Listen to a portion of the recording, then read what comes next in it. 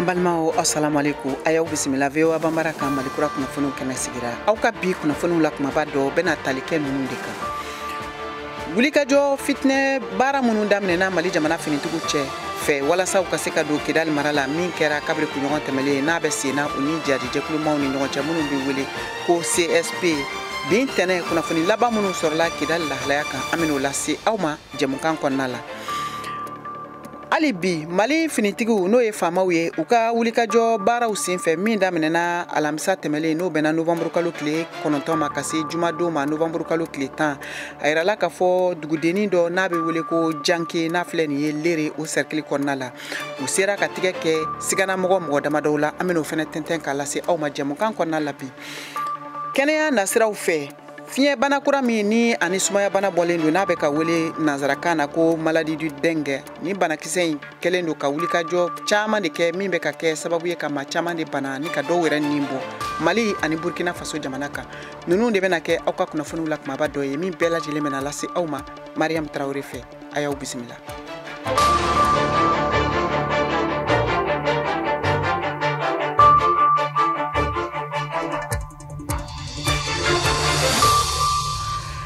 Ambalmao anga foli baw ye ali be Mali kono ani Mali kokan ka lase aw mani wati na ka fɔ aw sogolen do VOA bambara ka Mali kura kunnafoniw na aka radio fiɲɛ siraw fɛ ani ka fara bɔlɔlɔ siraw kan nɛgɛ ɲɛ 17 tanangu sira Bamakɔ n'a lamini na wula nɛgɛ ɲɛ 12 bɛ Washington DC Ameriki jamana faaba kɔnɔ bi ye ntɛnɛ ye novembre kalo tile 13 san 2023 aw ni Mariam Traoré de bɛ ɲɔgɔn bolo ka Mali kura kunkun na ɲɛɲɛ tɛntɛn ka bɔ studio 6 na VOA soba kɔnɔ Washington DC aw ka kunnafoniw filɛ Mali jamana finitigu n'o ye famaw ye kabri kunɲɔgɔn tɛmɛlen ye wulikajɔ larawulili baara daminɛ k'u kunda Kidal mara kan min kɛlen don fitinɛba ye u ni jɛkulu maramafɛntigiw cɛ minnu bɛ wele ko CSP o kama bin tɛnɛ kunnafoni laban minnu sɔrɔla u kuɲɛ kɔnɔ VOA ka laselilikɛla n'o ye Georges Atino ye ka bɔ Bamakɔ an y'ale sɔrɔ nɛgɛ kan a bɛna kunnafoniw lase an ma Georges Atino i n'u la. O ma ni la Mariam ala bɛ bɔ bɛɛ lajɛlen la. Ayiwa Kidal lahalaya an kɔni b'a dɔn kabiri kunɲɔgɔn tɛmɛlen a kuɲɛ gannen don finitigiw n'o ye faamaw ani jɛkulu maramafɛntigiw cɛ bin tɛnɛndonya in na aw ye kunnafoni jumɛnw sɔrɔ? Awa Mariam bi kɔni kunnafoni min b'an bolo kɔrɔ o ye k'a lase k'a fɔ ko Mali sɔrɔsi olu ka dantigɛli sɛbɛn dɔw yɛrɛ kɔnɔna la bi u ye aperepere tigɛ k'a fɔ ko ka kɛɲɛ ni u ka baara ani laɲiniw ye walasa ka se ka Mali jamana kɔni ka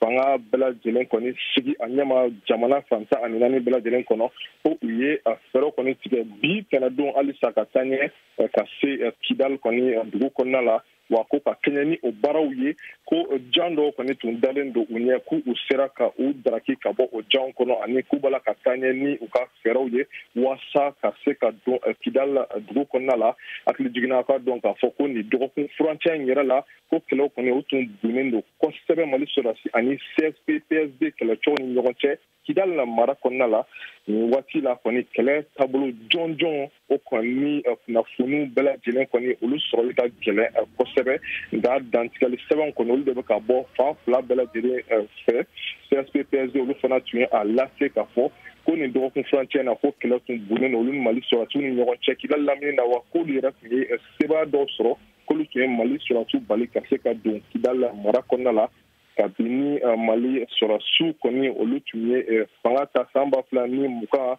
o taasira fɛ sa o tun y'a lase k'a fɔ kɛrɛnkɛrɛnya la k'olu ka laɲini bɛɛ la belebele k'o ye lakana sabatilen ye wa o sira fɛ Kidal kɔni ye dugu ye mun kɔni jɔyɔrɔ ka bon kosɛbɛ malidenw caman bolo wa olu fɛ ko o minɛli kan ka boloda kɛlɛw kɔni olu tun bunna ka kɛɲɛ ni MINUSMA fana ka tagali ye ka bɔ dagaw kɔnɔna la Mali kɔrɔnyanfan fan caman na ni Mali sɔrɔsiw kan ka o dagaw kɔni sigiya minɛ. Ayiwa ni waati in kɔnɔna la bawo an y'a ye kabiri kunɲɔgɔn laban in na bɔlɔlɔ sira fan caman kan dɔw y'a yira k'a fɔ ko finitigiw tun sera ka don Kidal yɛrɛ dugu kɔnɔ aw ye kunnafoni jumɛnw sɔrɔ faamaw donna Kidal wa walima u ma don fɔlɔ?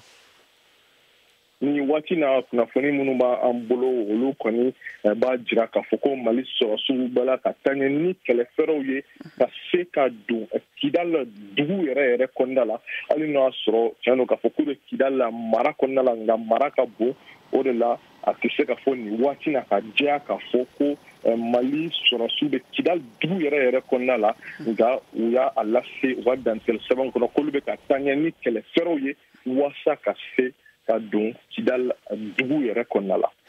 Nin diyara an ye kosɛbɛ an ka foli b'i ye dantɛ foli min na nin tun ye VOA Bambara ka fasirikɛla George Atino ka laseliw ye ka bɔ Bamakɔ. An bɛ to hali bi Kidal mara kɔnɔna o kunnafoniw lahalaya kɔnɔ wulikajɔ baara min bɛ senna jamana finitigiw faamaw fɛ ani u ni jɛkulu maramafɛntigiw ni ɲɔgɔn cɛ ko maa b'i yɛrɛ ɲininka ko yala mugu ni kisɛ o de bɛna se ka Kidal dugu bɔ jadi jɛkulumaw bolo wa walasa an ka se ka jaabi sɔrɔ ni ɲininkali la Kayatu Tarawele y'a ka kuma barani tɛnkun Yusuf Sisoko la ale ye kunnafoni sɛnsɛnna ka bɔ Info 7 la Bamakɔ jaabi min sɔrɔla ale bolo an k'o lamɛn.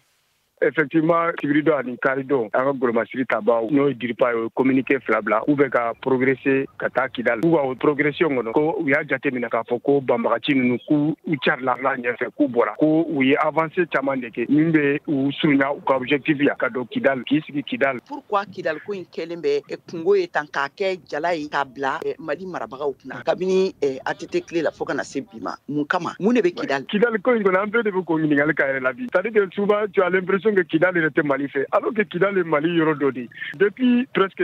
indépendance wagati an y'a jateminɛ 63 rébellion dɔ kɛra olu ko k'olu t'u yɛrɛ ye Mali kɔnɔ ko fɛn o fɛn ye développement taasira ye ko ɲɛsinnen t'olu ma ko n'o de don k'olu b'u ka yɛrɛma hɔrɔnya ta donc nin kɛlen bɛ senna depuis 1963 donc régime fɛn fɛn nana a kɛra Modibo ye a kɛra Musa Traoré ye a kɛra Alpha Oumar ye a kɛra ATT ye a kɛra IBK ye presque bɛɛ ye nin Kidal ko in de fɛngɛ mais kosa in na IBK tile la n'o kɛra 2015 accord dɔ signera banbagaciw ni état malien n'a bɛ fɔ ma accord pour la paix et la réconciliation mais a jateminɛ coup d'état kelen pratiquement accord in bɛɛ de bilala kɛrɛfɛ de kɛra sababu ye nin banbagaci ninnu fana ko Kidal tɛ se ka di cogo si la Kidal yɛrɛ dɔrɔn tɛ ko fɛn o fɛn y'olu ka azawadi ni MINUSMA tun kan k'o kan cédé armée malienne ko kan tɛ cédé tuguni k'a bɛ to olu ka mara kɔnɔ parce que ko u ye accord dɔ signé 2014 n'o ye Musa Mara ka visite kɔfɛ k'a ko accord y'a jira ko bɛɛ bɛ yɔrɔ min bɛɛ ka da o yɔrɔ la donc bi an bɛ se k'a fɔ Kidal b'o hukumu kɔnɔna de la mais n kɔni b'a dɔn o ye fili de fili bɛ fan fila bɛɛ n'i ye ne ɲininka fili bɛ an fɛ parce que accord ma dɔn ba la fili bɛ an fɛ parce que a fɔra MINUSMA ni armée bɛn'a kan état malien bɛn'a kan k'a fɔ ko kanu kan ka cédé Mali armée de Mali autorités de donc an bɛ se k'a fɔ o de kelen don bi sababu ye ka Kidal ko in gɛlɛya. E yɛrɛ bolo u bɛna na ɲɛ sɔrɔ a ko la est-ce que nin sen in na. bon hakili la u bɛ sira min kan Kidal bɛ se ka sɔrɔ mais n y'o de fɔ mɔgɔ caman ye n ko taa Kidal la ni kɛlɛ bannen olu tɛ kelen o de la to ne furadama y'a fɔ n ko ne bɛ fɛ u ka dialogue kɛ ni ɲɔgɔn cɛ mais u yɛrɛ ko k'u ma ban dialogue ma k'u bɛ don Kidal fɔlɔ k'a yira ko Kidal ye Mali fan dɔ ye ka tila ka dialogue kɛ ni banbagaci ninnu ye mais bi kɔni ne bɛ se k'a fɔ bi an bɛ lancer min kan armée malienne bɛ se ka don Kidal a bɛ se ka don Kidal bi ka segin a kan tuguni u kana dialogue in bila kɛrɛfɛ u ka dialogue in ta parce que guerre ka gɛlɛn kojugu pour une économie comme celle du Mali an tɛ se ka guerre supporter donc an dun b'a dɔn n'a ye nin daminɛ san tan tɛ hali fɛn min b'a donc u kana ɲinɛ dialogue kun n'u donna dɔrɔn u ka fɛɛrɛ kɛ u ka se ka dialogue kɛ ni banbagaci ninnu ye pour que an ka se ka bɔ nin ko in kɔnɔ halisa. Lakanako nasiraw fɛ hali bi Mali finitigiw n'o ye faamaw ye ka wulikajɔ larawulili baara min daminɛna u fɛ alamisa tɛmɛlen n'o bɛnna novembre kalo tile 9 ma ka se juma novembre kalo tile 10 ma n'a kɛra jɛnge lere o cercle kɔnɔna la yirala k'a fɔ k'u ye sigana mɔgɔ 5 ɲɔgɔn tigɛ kɛ olu la o maa fɔlɔ k'o ye dugutigi a n'a ka kankɔrɔsigi 3 ye fo ka taa se alimami ani alimami falako ma VOA ka kunnafoni dila ka bɔ Yuwaru Gordo Bokum ale b'o lase. Ka kɛɲɛ ni Mali cɛfini tabaw u n'u teri risilakaw ka mɔmɔni wulikajɔ ye lere mara kɔnɔna na alamsadon novembre kalo tile 9 ka taa kuntala cɛ jumadon novembre kalo tile 10 na mɔmɔni min senfɛ lakana tigilamaw terilakaw ni o ye risilakaw ye olu ka mobili yɛlɛla dugujukɔrɔ mugu pɛrɛntan kan o min kɛra sababu ye ka risila maa 2 bɔnɛ ani na ka maa 2 wɛrɛ k'o sɛbɛkɔrɔ jogi nin waleya min filɛ nin ye a kɛra janke masurunya na o nɔgɔni fɛ jumadon novembre kalo tile 10 u ka mɔmɔni taara bɔ janke janke dugu kɔnɔna na o min kɛra sababu ye i n'a fɔ ala seereyala anw ye cogo min k'a fɔ ko bolo dara sikanama dɔw kan minnu olu fagara o yɔrɔnin bɛɛ lajɛrɛlen na ni o ye janke dugutigi ani a kankɔrɔsigi maa saba ka fara alimami ni alimami falako kan k'a jira aw la a bɛ waati jan bɔ min ye janke yɛrɛmarakafo ye ale kun kelen don jadiwale kɛbaw olu dagayɔrɔ ye hakilina jiginna duwakun tɛmɛnen an kɔrɔ o jadiwale kɛba kelenw de filɛ nin ye ka tanda ani kabara olu jagoya k'u sigiyɔrɔw bila a na kɛ k'olu ye kunnafoni diba ye lakanatigilamaaw ma yaasa wilikajɔ ka ta ka olu sɛgɛrɛ VOA Bambara tɔgɔ la ka bɔ Mopti mara la Gurudo Bokum ka laseli don. N'an seginna Bamakɔ kɛnɛrɛ kalansotigiw minnu bɛ wele nanzarakan na ko promoteur d'école olu tun ye baarabila boloda kabiri kunɲɔgɔn tɛmɛlen ni kunɲɔgɔn daminɛ bɛ bɛn o kunɲɔgɔn filanan ma ka sabu kɛ ko gɛlɛyaba o donnen don u ka hakɛ dɔw sɔrɔli la u ni jamana ɲɛmɔgɔw ni ɲɔgɔn cɛ lahalaya minnu b'o koɲɛ kan bin tɛnɛ Mohamed Danyogo VOA tɔgɔ la ka bɔ Bamakɔ ale b'o lase. Nin ye a dɔgɔkun filanan u bɛ baarabila la o la sa dɔgɔkun tɛmɛnen ni denmisɛnninw u ma taa kalanyɔrɔ la ni dɔgɔkun in fana yirala k'a fɔ bi tɛnɛn don fo ka taa bila juma nata la k'u tɛna kalan Musa Bala Dumbiya n'ale bɛ Torokɔrɔbugu n'ale ye o kalanden dɔ ye a ma se ka taa kalanyɔrɔ la bi a sigilen bɛ Yirikɔrɔ Tewuli de la an k'a lamɛn. An kɔni ka ladiliya a ka ban joona o de ka di. I ma taa kalanyɔrɔ la bi ye lundi ye i bɛ mun de la qu'est-ce que tu fais ta journée? Bon ma taa kalanyɔrɔ la bi bon n bɛ so n bɔra so sisan n nana n sigi yan nɔ n nana n sigi yan sisan dɔɔni sera n bɛ taa so fɛnɛ an bɛ Tewuli la yan nɔ ɲɛ tɛ bɔ a yɛrɛ la ale y'an kɔrɔkɛ an bɛ to ka n'an sigi ka Tewuli ka d'ale ma. Abdulatif Keita n'o o y'a kɔrɔkɛ ye ale kɔni ale y'a ka jusumakasa jira ka ɲɛsin ni denmisɛnninw u ka kalanbaliya o ma an k'a lamɛn. Ça fait à peu près 2 semaines n bɛ bɔ n bɛ taa dugu kɔnɔ an ka baara souvent an bɛ jigin 13h 14h n bɛna so n bɛna sɔrɔ n dɔgɔninw u bɛɛ sigilen bɛ so vraiment c'est quelque chose a tɛ ka taa n jimi sira fɛ parce que n'i y'a jateminɛ k'a fɔ k'an b'an yɛrɛ sacrifier pour que an denw bɛ se ka taa kalan na pour que don n'a nataw la olu bɛ se ka u jɔ an jigi kɔrɔ mais i b'a ye i bɛ tila ka na segin ka sɔrɔ olu bɛ so yan nɔ vraiment c'est quelque chose jamana mɔgɔw kan ka lajɛ ka se ka Mali kalan ka don ba la. Karamɔgɔ Danbele ale kɔni bolo an bɛ wagati min na ko sisan furukufuruku o man ɲi jamana kɔnɔ sabula cɛmancɛ fanga bɛ lahala min na bi a ka kan ani bɛɛ ka fɔ ka bɛn o de kɛ Karamɔgɔ Danbele. U ka kan ka sigi ka kuma de a bɛ ɲɛ cogo min na sinon grève kɔni tɛ solution ye n'u y'a kɛ ni grève ye a damande olu la wa a damande État yɛrɛ la parce que an bɛ transition clé de la furukufuruku mana caya transition kɔnɔ a bɛ na ni kɔlɔlɔba de ye donc ne kɔni bɛ se ka min fɔ si ka fɔ u ka o de yamaruya kosɛbɛ matarafa kosɛbɛ. Bulkasum Ture n'ale ni kalanso ninnu ka kulu o ɲamaba ye a y'a yira k'a fɔ ko mun kɔni ye minisiriso ye mun ɲɛsinnen ni kalanko ma u ni a ye ɲɔgɔn ye nka kuma ɲɔgɔnya o ma tɛmɛ u ni ɲɔgɔn cɛ wa mun fɔra u ye ani olu ka laɲiniw u cɛ ka jan ɲɔgɔn na o de y'a to u bɛ baarabila la halisa. Mohamed Danyogo VOA Bambara tɔgɔ la ka bɔ Bamakɔ.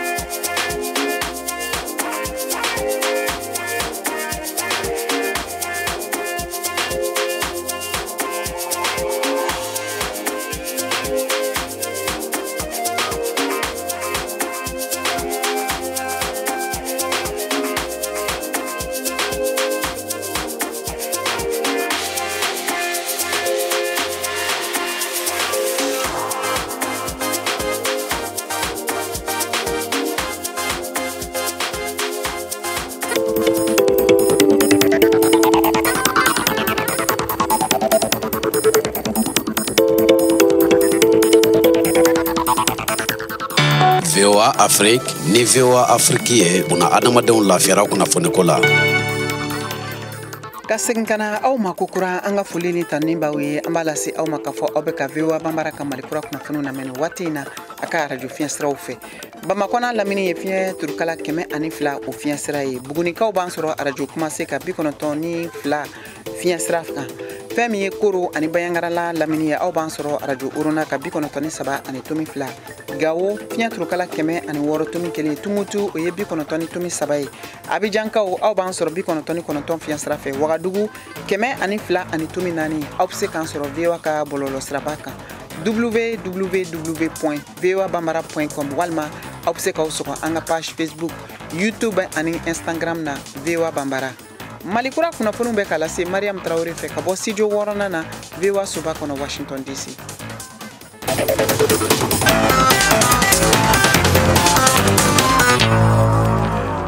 Ka tɛmɛni kunnafoniw ye an bɛ taa Gabonkaw fɛ u ka finitigi minnu ye fanga dafiri ka bɔ jamanatigi kɔrɔ Ali Bongo Odemba bolo ye laseliw kɛ bi ntɛnɛn sɔgɔma k'a fɔ k'u ka jamanatigi sigi kalata ani wasaden kalata bɛna kɛ utukalo san 2025 min kɛra kunnafonidi ye k'a labila o de senfɛ u y'a jira k'a fɔ ko fɛn min ye faso jamatɔn ani jamanadenw bɛɛ lajɛlen ka lajɛrɛba ye n'a bɛ wele ko conférence nationale bɛna kɛ avril kalo san 2024 natɔ la o wulikajɔ baara minnu bɛ senna a yirala k'a fɔ Ali Bongo ni ale de tun y'u ka jamanatigi kɔrɔ ye n'a ye fanga mara san 14 laminɛlen don ni waati in na u ka jamana ɲɛmɔgɔ kuraw fɛ kiritigɛ ko o ma fɔ a kuɲɛ la.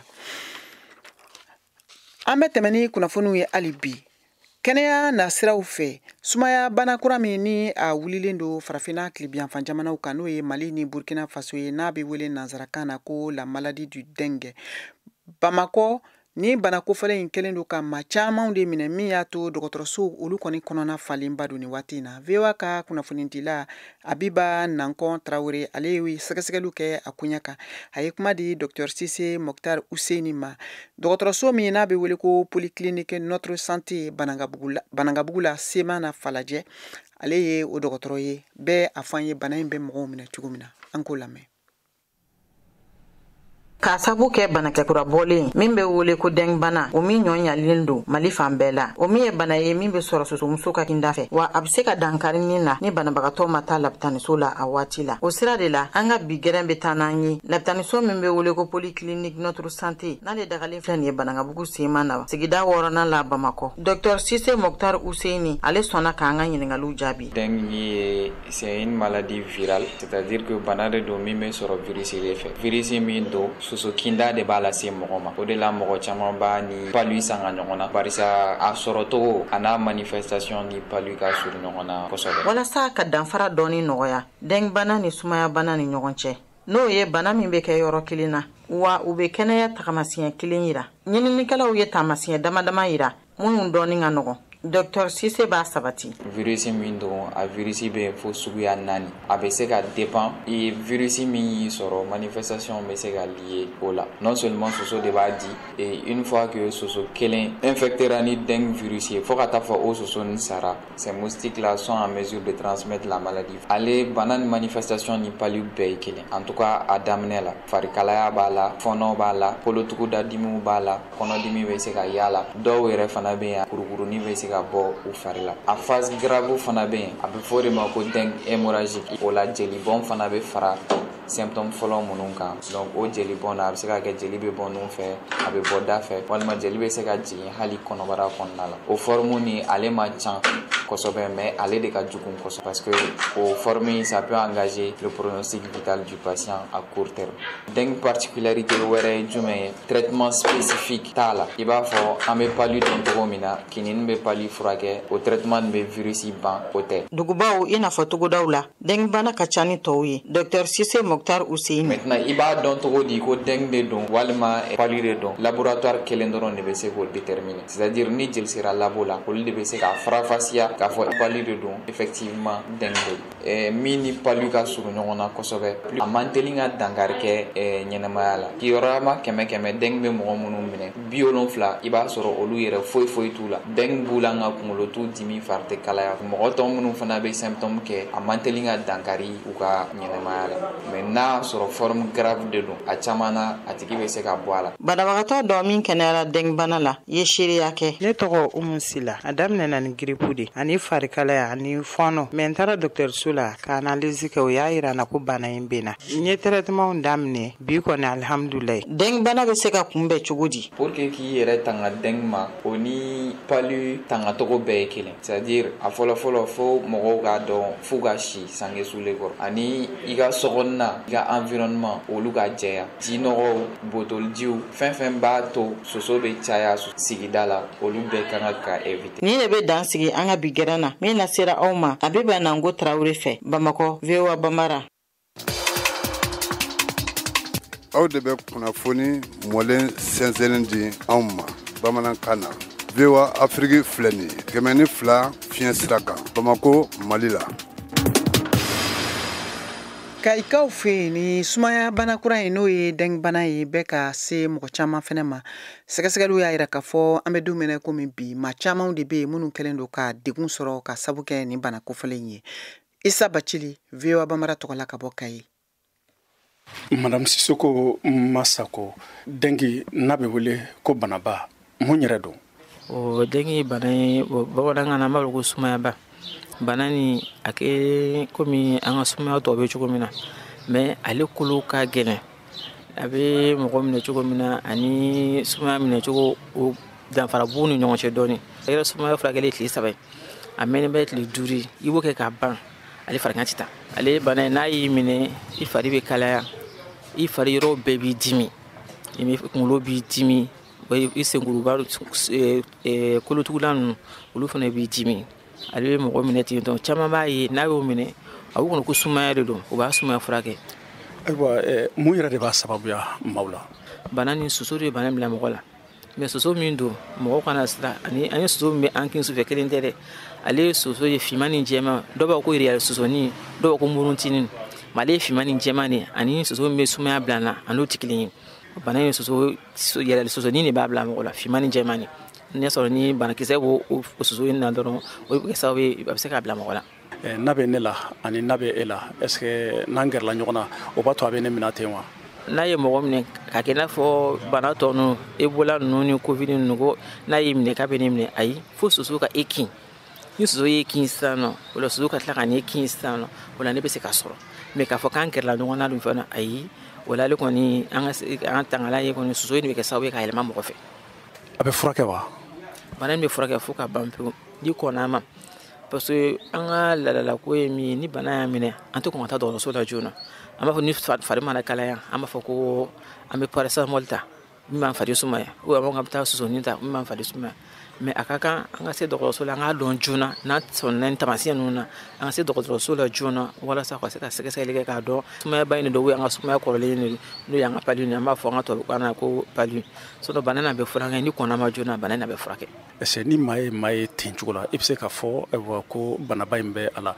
I tɛ se ka mɔgɔ ye k'a fɔ ko a karisa ko an sigira ko ni bana ni sumayaba b'a la ayi o tɛ se ka dɔn fo ka sɛgɛsɛgɛli kɛ laboratoire la ka tigilamɔgɔ jeli ta ka sɛgɛsɛgɛ k'a dɔn est ce que sumaya farigan de b'a tigi la wa ou bien bana sumayaba in ni farigan b'a tigi la fo k'o faranfasiya ka bɔ ɲɔgɔn na sinon i tɛ se k'a dɔn cogo si la k'ale b'a la. Walasa k'an tanga ma an kan ka mun de kɛ? An bɛ se k'an yɛrɛ tanga ni sumayaba ma cogo min na o de ye an ka to ka fini jɛnw don an ka finiw min b'an bolo datugu minnu b'an sen datugu an ka sosofagalan minnu bɛ soso gɛn an ka se k'olu an fariw la u ka sosofagalan ninnu minɛ parce que fɛn fɛn bɛ se ka soso gɛn ka b'i kɛrɛfɛ i bɛ kɛ sababu ye k'o gɛn ani an ka si sange kɔrɔ mais ale tangalan gɛlɛyɔrɔ ye min parce que ale soso an ka sumaya tɔ ninnu sumaya bana palu nin o soso bɛ kini kɛ sufɛ mais ale soso bɛ kini kɛ sɔgɔmada fɛ o de y'u danfara bɔ ɲɔgɔn na ale bɛ kini kɛ ale tilegan fɛ yɔrɔ b'a la murutu ninnu jɛ kini kɛ ale tilegan fɛn fɛn fɛ nɔgɔ bɛ se ka sigi yɔrɔ fɛ soso bɛ se ka bu yɔrɔ fɛn fɛn na an ka se k'an mabɔ la an ka se k'o yɔrɔ sanuya kosɛbɛ a ka ca ala fɛ an bɛ se ka bana ni an bɛ se k'an yɛrɛ tanga ma. Burkina Faso ni bana kofɔlen n'o ye deng bana ye kɛlen don ka ɲɔɲa olu ka jamana kɔnɔna la kɛrɛnkɛrɛnnenya la Bobo Dioulasso kɛnɛya baarakɛlaw y'a yira k'a fɔ ko mɔgɔ 23 de bɛ yen minnu bɛɛ lajɛlen recensera ka dɔn k'a fɔ ko ni bana kofɔlen in b'u la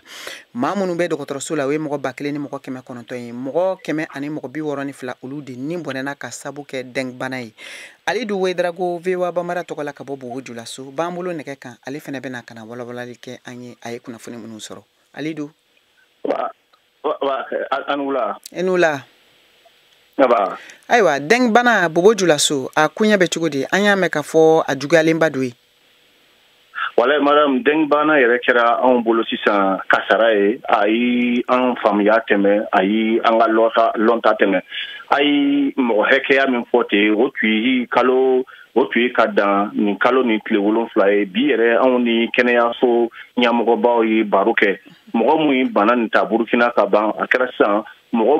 27 ale ni kɔ mɔgɔ mun bɛ dɔgɔtɔrɔso la bi n'o lanen lo ko dengue bana yɛrɛ sababu la a bɛ taa mɔgɔ 2000 ni kɔra bon maa mun fana nin tora la ale bilama yi mɔgɔ 100 ale ni 75 ni dɔgɔtɔrɔcɛ yɛrɛ y'a fɔ n ye ko a ka ca o ye a ka ca ye barisa caman ma se ka na dɔgɔtɔrɔso la mun sera ka na dɔgɔtɔrɔso la n'a sɛgɛsɛgɛra ka lɔn ko dengue bɔra o lo ye nin ye ani minnu nin tora la fana dɔgɔtɔrɔso kɔnɔ o lo fɔra an ɲɛna ten donc lo le mɔgɔ nin bɛ to a la ne yɛrɛ bɛ mɔgɔ mun lɔn mun nin tora la samedi na o taara mɔgɔ 6 la hali an ka so mɔgɔ yɛrɛ dɔw nin tora la bi a kɛra baara ye dɔgɔtɔrɔso la bi place yɛrɛ tɛ la yɔrɔ tɛ i taa mɔgɔ sɔrɔ bi a bɛ tafe lo ben k'a la ou bien ni banabagatɔ min y'a denmisɛn a bɛ mun na o b'olu la sabali kan ka to ka ji don olu la donc a kɛlen don sisan ka an faamuya tɛmɛ bɛɛ lajɛlen ja tigɛlen don dengue bana a warala tiɲɛni ka bon yɛrɛ la Bobojulaso n b'a fɔ ye bi tuma dɔ la nin bana nin sababu yɛrɛ la kɔrɔbiyara bɛ manqué Bobo bi na an bɛ yɔrɔ min na i n'a fɔ bi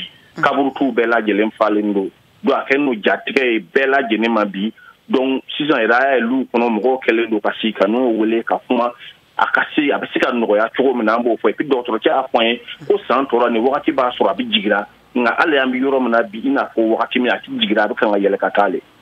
Ayiwa dɔgɔtɔrɔw ye mun ladilikan di dugudenw ma yaasa u bɛ se k'u yɛrɛ tanga bana in ma kuma laban na.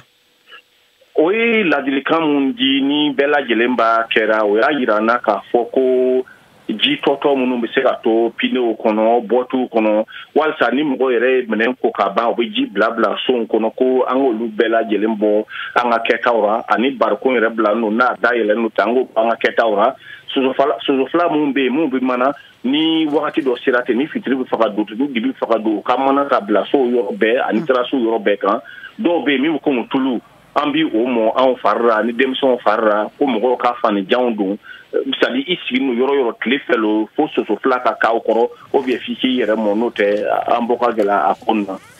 An ka foli b'i ye Alidu. Nin tun ye VOA ka kunnafonidila Alidu Wedrago ka laseliw ye ka bɔ Bobojulaso. An bɛ taa ni kunnafoniw ye nin waati in na Faransikaw fɛ yen malidenw ka sanfɛ ekɔliden minnu ni olu sigilen don Faransi olu ka faraɲɔgɔn kan tɔn min bɛ wele ko Association des étudiants et diplômés maliens ADEM olu kɛlen don ka wulikajɔ baara dɔw sigi sen ka kalanden kura minnu bɛna na Faransi jamana kɔnɔna la ka se ka olu bisimila. VOA ka kunnafonidila Bubakar Sidibe ka bɔ Paris ale b'o kunnafoniw di. ADEM ye malien kalandenw ani kalanban sɛbɛntigiw ka jɛkulu ye Faransi. Mun sigilen no sen kan kabi san 2003 waati. U ka baara bɛnnen do ka dɛmɛ lase malien ekɔlidenw ma Faransi. Mohamed Lamine Jabi ye ADEM ɲɛma ye. A bɛ dɔ fɔ jɛkuluba in kan. ADEM ye Association des diplômés étudiants maliens Mali kalanden jɛkulu do Faransi min bɛ sen kan depuis 2003. Jɛkulu min ka laɲini ye ka Mali ekɔliden minnu bɛ Faransi yan k'u bilasira sɛbɛnko ta fanfɛ baara sɔrɔ cogo fana ta fanfɛ. O hukumu de kɔnɔ san o san an bɛ journée d'accueil organiser ɲinɛ y'a san 4 ye ani AMF n'o ye Mali kalanden jɛkulu wɛrɛ Île-de-France an n'olu bɛ jɛ ka organiser. Ka da nin kan sisan an ka Siyaka Tarawele ka farikolo ɲɛnajɛ kunnafoniw lamɛn. Senantolantan ko kun kan cɛ kɔrɔbalen kunda diɲɛ ɲɔgɔn kunbɛba san 2006 ta Coupe du Monde ko don o éliminatoire u ɲɛbila ɲɔgɔndanw tile fɔlɔ ani tile filanan hukumu kɔnɔ Mali bɛ Tchad bisimila juma nata novembre kalo tile 17 san 2003 in na tile 3 o kɔfɛ ntɛnɛn nata novembre kalo tile 20 san 2003 in na Mali bɛ Centrafrique bisimila a ɲɔgɔndan fila bɛɛ bɛ tan Bamakɔ stade du 26 mars la u bɛɛ bɛ daminɛ ni nɛgɛ 19 dana gosira o ye Mali heure ye o de siratigɛ la juma tɛmɛnen novembre kalo tile 10 san 2003 in na Mali forobatɔn degeli karamɔgɔ Eric Sekou Chel ye sɛrɛntolantana 27 tɔgɔw fɔ minnu bɛna u niyɔrɔ ta a ɲɔgɔndan ninnu fila la a laseli kɛra sɛrɛntolantan fédération Jabala la Bamakɔ kunnafoni di sen fɛ sɛrɛntolantana 27 minnu welela Eric Sekou Chel fɛ gardien de but jɔkɔlɔsibaw o mɔgɔ 3 défenseur kofɛmanw o mɔgɔ 8 yɛlɛmalima don sɛrɛntolantana sugandilenw na Mali senkɔrɔ madondobaw bɛ min fɛ jalatigi Hamari Traoré n'a to ɲɔgɔn fan fɛ ka se sɔrɔ a ɲɔgɔndan 2 la ka da kan ɲɔgɔndan tɔ bɛ kɔ Eric Sekuchel n'a ka cɛdenw kɔni bɛ ɲɔgɔndan ninnu nafan dɔn kosɛbɛ o de la mɔgɔw dan b'a la u na se ɲini VOA Bambara tɔgɔ la Bamakɔ Siaka Traoré an balimaw a y'a faamu cogo min na ni de bɛna dan sigi aw ka bi Malikura kunnafoniw na aw ni ce aw ka kulomajɔ la aw kan bɛn waati wɛrɛ